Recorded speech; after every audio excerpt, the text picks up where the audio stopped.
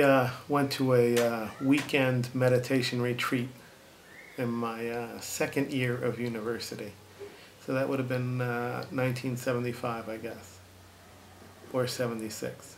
And uh, I was given extra credit in a class that I was taking if I'd go to this retreat. And I wasn't really that interested in the retreat, but there was this really pretty girl who sat next to me in the class, and she was going. So I went, hoping to just get closer to this girl that was in my class who was going to the retreat. And I didn't get closer to her, but I learned how to meditate on the breath, and I've been doing it pretty much ever since. I don't do it now. I do it much more regularly than I used to. Over the years, I've gotten more and more regular with it. When I was younger, my life was filled with other things. You know, I was working. And so I didn't have a chance really to focus on it, on my spiritual practice as much as I wanted to. But the spiritual practice was always there for me. And it's changed my life because I feel like there's all these things that I wouldn't be able to understand if it wasn't for the meditating. It's changed my relationship with time. It's changed my relationship with truth. It changed my relationship with the physical world. I have a very different relationship with the physical world than most of my friends, the people I went to school with. You know, they see things from a very realistic point of view. And I don't see it at all. I don't see the materialist point of view at all. I know that it's completely false. I know that matter exists from moment to moment, that it has no continuity, that even my eyeglasses are in a constant state of flux, that the glass is not solid, it is melting, even as we speak. And you can't see that. But if you would look at it in 20 or 30 years, you would see. So just because it's not noticeable to you at this moment, it doesn't mean that it's not happening. It's happening. We don't exist from moment to moment. You're a completely new person every moment. And we carry around our memories and a bundle of memories and experiences and stuff, and we call that me, when it's not you. It's just something that happened to a body that is no longer in existence anywhere in the universe. So that's not me. You know, when I think about my past, I'm always conscious of that's not me. You know? And so this has really made me a much less angry person. I was a very angry person when I was young. And I realized, you know, any old pain or old injury or anything old at all is not me. I am not that. I am not my past. I'm not my possessions. I'm not my title. You know, I'm not my furniture. I'm not my car. I'm not my clothes. I'm not any of that stuff. Whereas most people are very attached to that. And I believe it's because they don't meditate. I think when you meditate, you find out that you are nothing. There is no who, there is no I. That's the illusion caused by our misunderstanding of time. We see time as fragmented between the past and the future and the present. But it's not. It's not how it is. Our perceptions only perceive a tiny piece of it at a time, but it's a solid thing. The past and the future either don't exist at all, or they exist simultaneously in the now. So I think they exist simultaneously in the now.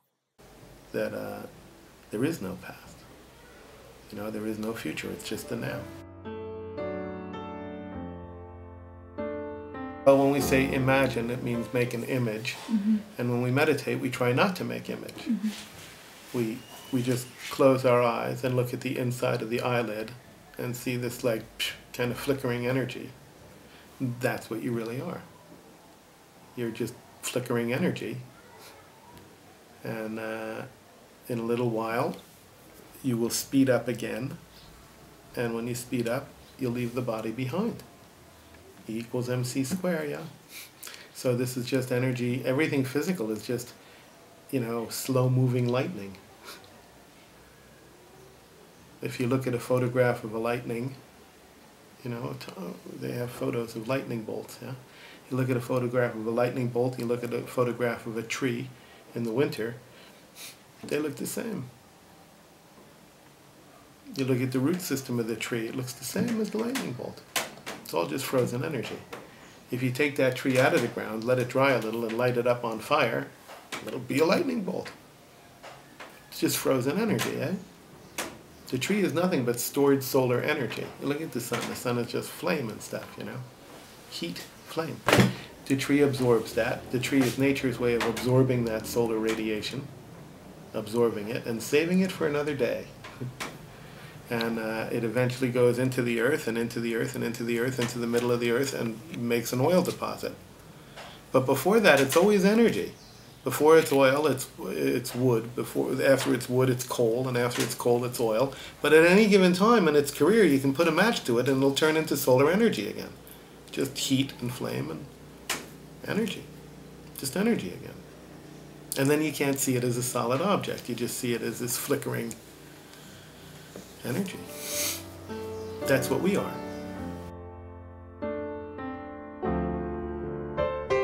We don't see what's really there. We see, a physicist will tell you that your body is 99.129 empty space.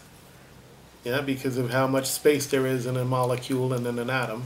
If you're made out of stuff that is almost entirely empty space, then you are almost entirely empty space.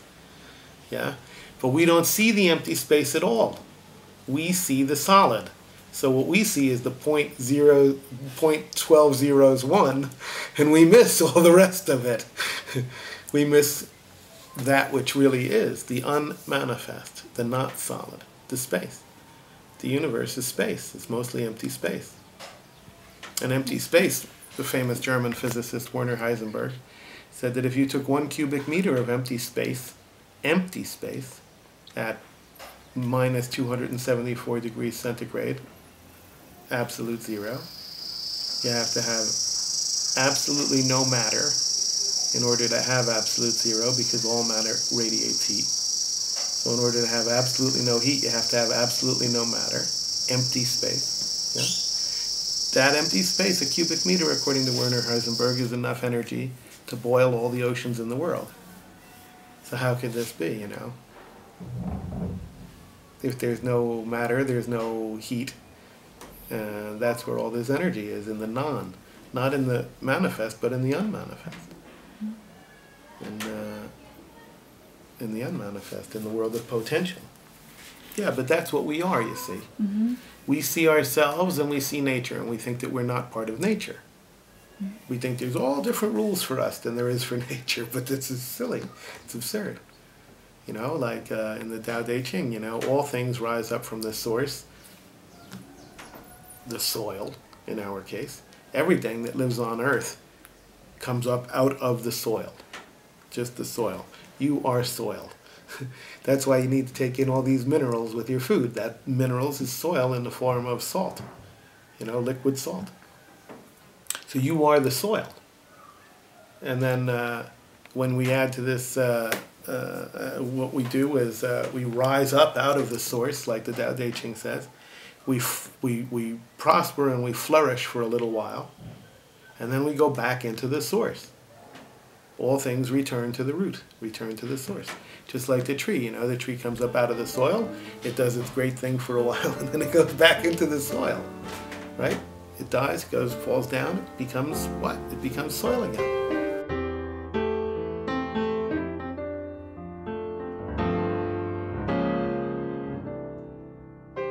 Yeah, fear comes from fear comes from your attachment, because you want things to be a certain way, and then you're afraid that they won't be that way.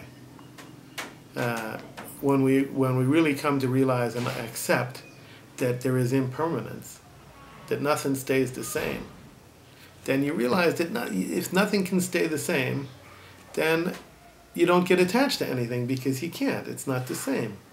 From moment to moment, it is a new thing. The fish is not, that's why there's a Zen koan that says a man can never step into the same river twice. Yeah? That's because the man is different and the river is different. So you can't be attached to the river or to the man. I'm going to be different in it by the time you ask the next question than I was when you asked this one. I'm not going to have the same makeup of cells.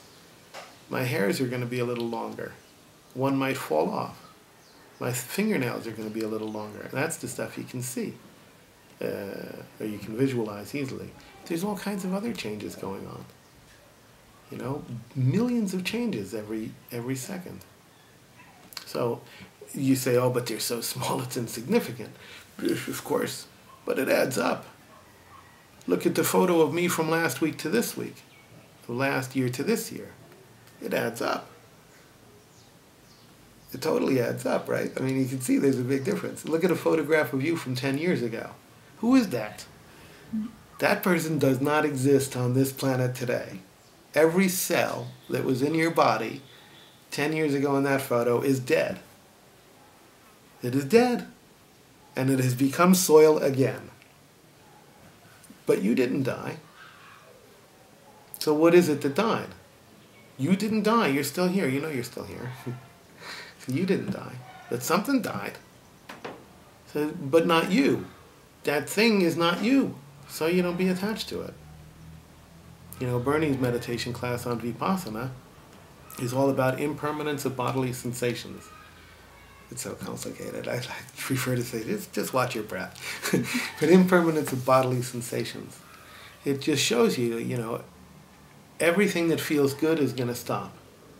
Everything that feels bad is going to stop. Everything that you ever did that felt good stopped. And every itch you ever had stopped itching. It doesn't itch anymore. You had a mosquito bite when you were 4 years old. It's not bothering you today, is it? You had a mosquito bite 4 days ago. It's not bothering you today. It ends. It stops. All sensation comes and goes. Everything rises and falls. So you're not your sensations either, because you're still here. Does that make any sense? The permanent something.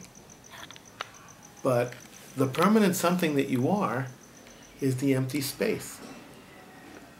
The hard parts change. The cells, the atoms, they change. But the empty space does not change. And you move from here to there, you're occupying a different space. And the reason you don't die is because space doesn't die, because you're not really separate from me. What you are is the empty space. What I am is the empty space. The empty space is all interchangeable. It's all the one big thing.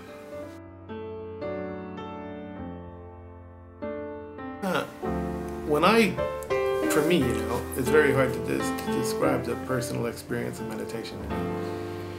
When I meditate, like I tell you guys in the class, you just follow your breath without judging it. While other stuff happens, just keep paying attention to your breath. I'm not asking you not to hear the dog bark or to ignore the dog or ignore anything. You know, if your leg itches, experience the itch, you know, but follow your breath while your leg itches. And when an image tries to raise itself up in your mind, then just keep looking at the inside of your eyelids and stick with that. When you think of your old school, an image will come up. Don't look at the image of the old school. Go back to the image of the inside of your eyelids. I don't know how to describe it. Like a TV between two channels or something. And you go back to that. And this is what you really are. You're the empty space. The illusion is that we're the physical entity. We are not material. And as Werner Heisenberg explained, empty space isn't empty space at all. It's energy. It's energy. That's why a cubic meter of empty space could boil all the oceans. It's energy. You're energy. We're energy. We're not what we appear to be at all.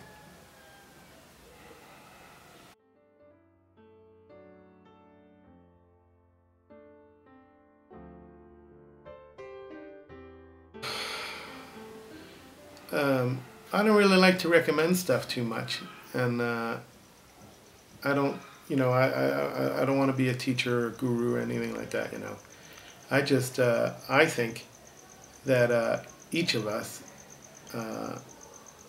wants to find out the truth. And the main thing that keeps us from searching for the truth is that we think we already know the truth.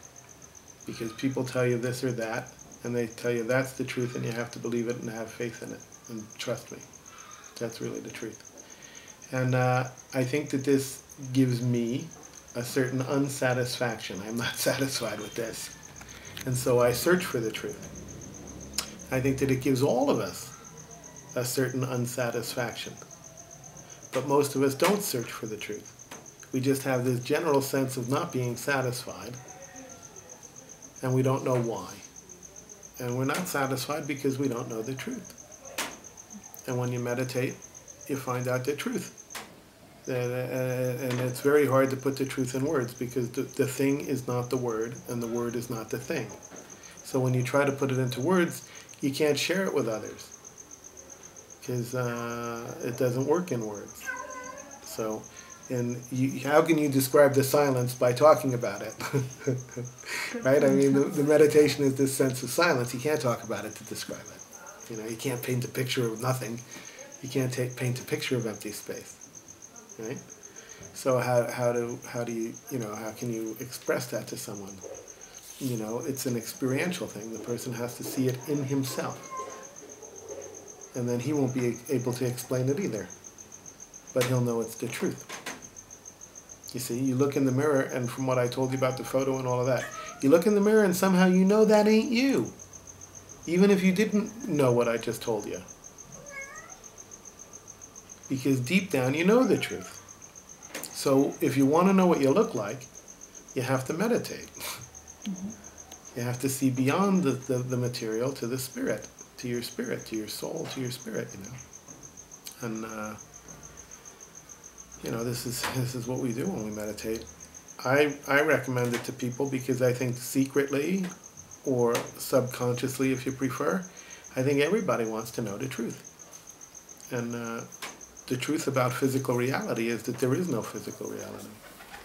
That's what, physicists tell us. Guys who study physical reality tell us there is no physical reality. They tell you that there's, the whole thing's a big illusion. That it's just energy. I recommend that people find a way to quiet the voice in the head. Find a way to stop daydreaming and fantasizing for a minute or two. And the way that I do that is by meditating. So, you could do that. You could try it. I'm not going to, I can't say it'll work for you. I can say this, that of the people I know that learn how to meditate, the huge majority stops after a week or two. That most people don't meditate. Furthermore, I'll say that in the meditation classes, most of the people in the meditation class aren't meditating most of the time. So when I tell people, you got to meditate, wow, it's really hard to meditate. It's not an easy thing to do. We've had noise in our head for a long, long, long, long time. And we don't know where the off button is. How do you turn that noise off? Well, it's wu-wei, the Chinese expression of doing without doing. You don't turn the noise off. You simply listen to something else. And what you listen to is the breath. At first, you'll hear that's just air, that's not breath. The breath is the stuff in your blood. The life force that goes through your blood is your breath. The stuff in your lungs is your breath, and that doesn't make any noise. So we listen to the silent thing. When you look in the mirror, all you see, you don't see the space. You just see the hard parts. You just see the molecules that form this pattern that is what you look like. There's another Zen meditation thing that I did once, a long time ago, in the 1980s. For 3 weeks, for a half hour in the morning and a half hour in the evening, I meditated on what I looked like before my parents were born. Just the other day, somebody told me the same koan. Oh, it was Jacob Needleman on a YouTube thing. He used the koan, what did your face look like before your parents met? but it's the same koan. And at first it just sounds silly. You're like, wow, this is stupid. I didn't have a face before my parents were born. You still don't. So, when you really meditate, you find out that you're not what you look like. You're not your body. You were always here.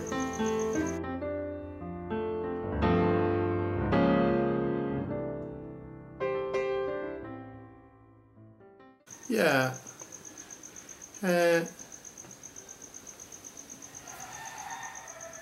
I don't know.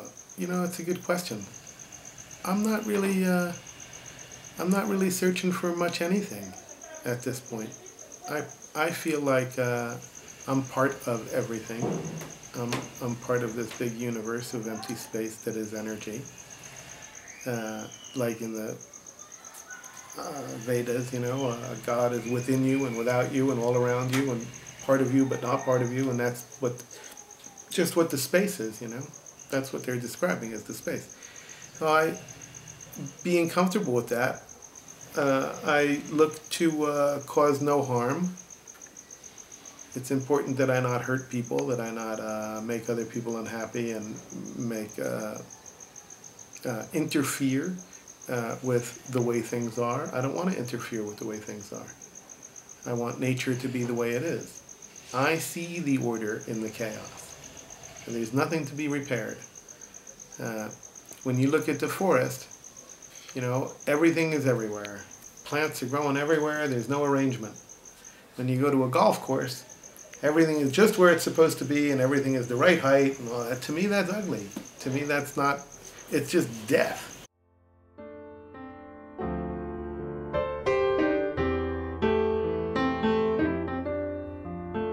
No, I think it's a perversion. I think that actuality is what's actually happening in the universe, in nature, naturally. And I think that this stuff that we do is a perversion. You look at the beam, there are no straight lines in nature. And when we create what we consider order, it's injury. It's injury. Where we put this cement walkway with the cement tile things, where we put it as a dead zone. There was all this life there, and we kill everything. And we say, oh, that's beautiful, that's nice. That's orderly. Now we can walk through this easily. Yeah, it's easy to walk through the crowd if you shoot everybody in front of you. And that's what we're doing. And to me, that's what we're doing. We have cockroaches in the house. I tell Estelita, I do not want her putting any poison in my house. I don't want no poison. The cockroaches don't bother me. They don't make any noise. You can meditate with cockroaches, that's for sure. They don't spread any disease. They don't bite. Why do you want to kill them? What, they're ugly? They're ugly? Come on, man. It's ridiculous. A little kid is not conditioned by society. He likes to kill things. Humans like to kill stuff. And is that our nature? Certainly. Sure. Yeah, you can see that in little kids.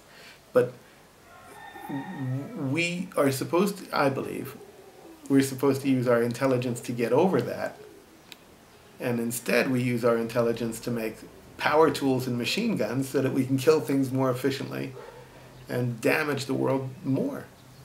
I think, I don't think there was a Garden of Eden. I think there was a jungle of Eden. And when we lived in the jungle, we were without sin. And we were without temptation. And everything we needed was provided. And we walked around naked without a fig leaf. And we weren't ashamed of anything, like the dog, the cat is not ashamed. And we were beautiful like the dog and the cat and the squirrel. And just like you see 3 squirrels and they're all beautiful, but we see 3 people and we say, oh, that one's really cute. The one in the middle, it's ridiculous. You can see that the 3 squirrels are all cute. It's just this judgment that we make. And this is our downfall. To not see the empty space and the energy that forms the squirrel, and that it's all beautiful.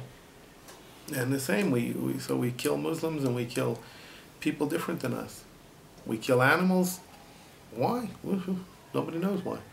Just because they're there. The people here, you know, if they see a snake, they just hit it with a stick and kill it. Why are you killing that snake? He's a snake. He's a snake. Well, so he has a job to do, right? We all have a job to do. He's part of the system. He's here to eat mice and make snake poop, make snake shit. And the snake shit becomes soil, and the soil becomes trees, and trees become apples. The apples become people. Why are you killing the snake? He's part of that thing, you know? But we're very destructive, very, very destructive. And when you take a destructive creature like us and you give it power tools, electricity, oh my gosh, you create a disaster. You see, nature gives us limits. The energy we're supposed to use is kinetic energy, muscle energy. That's the limit that nature puts on us so that we can't make any damage. But we've gone beyond the natural limit. And we've harnessed wind power and solar power and electrical power. Now we can really do some damage. We have nuclear power. Oh, we can really do some damage with that, you know? And that's what we do when we have power that we are not entitled to, power that is of a higher consciousness. If you gave these powers to the Dalai Lama, you wouldn't have a problem, because he has a higher consciousness. Mm-hmm. But if you give these powers to Mao Zedong, you have a problem. And the average person can't handle these powers. And that's why they create death. But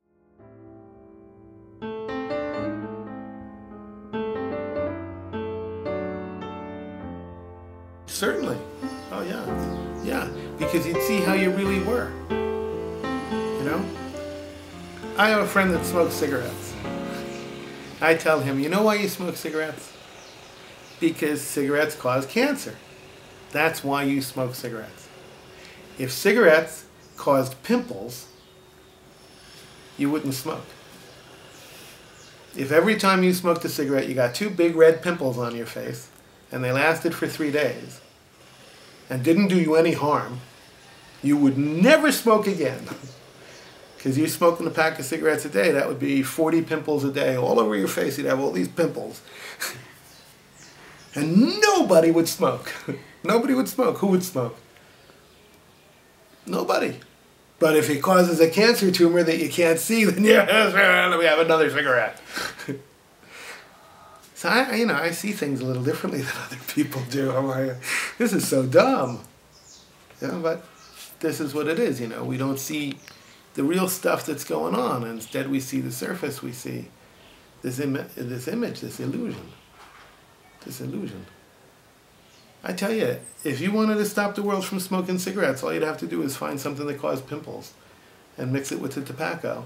And you think about it. Tell me I'm an idiot. You think about it. People watching this, what do you think? Who would smoke if it gave you pimples? Nobody. Who would start? Nobody. If it gives you cancer, they don't care.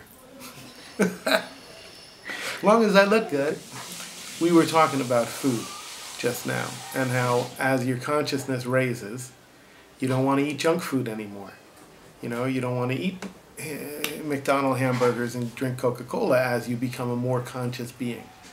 So there's 3 kinds of food. There's impressions, and there's breath, and there's, regular physical food, broccoli and beans. And the more conscious you get, the more you want higher impressions.